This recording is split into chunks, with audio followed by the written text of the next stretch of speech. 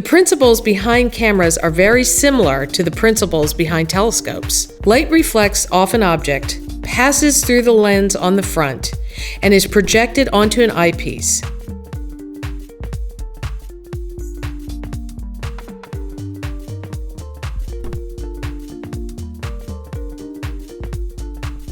Cameras are amazing devices.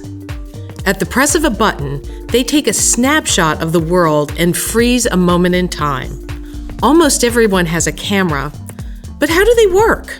The principles behind taking a photo are the same for every kind of camera. Before digital cameras, like the ones in your phone, there were film cameras.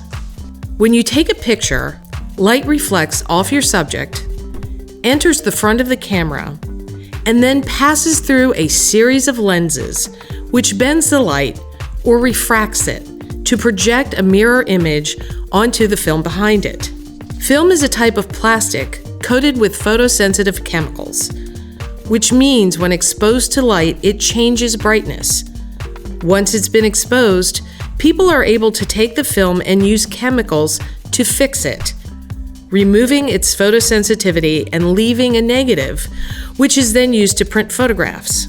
A digital camera uses the same principles, but instead of refracting the light onto film, it does so onto a sensor, which then converts the light it receives into data, which it stores as a file that can be shared. You'll notice that the light that passes onto the sensor is mirrored when it moves through the lens.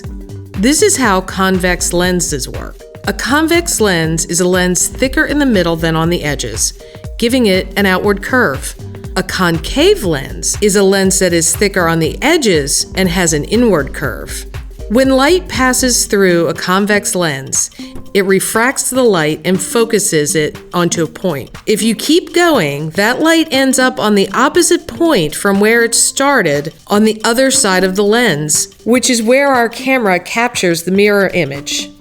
This is the same reason that looking through a magnifying glass from far away looks upside down. It's a convex lens. The principles behind cameras are very similar to the principles behind telescopes. Light reflects off an object, passes through the lens on the front, and is projected onto an eyepiece, which magnifies it many times so the viewer can see the faraway object up close.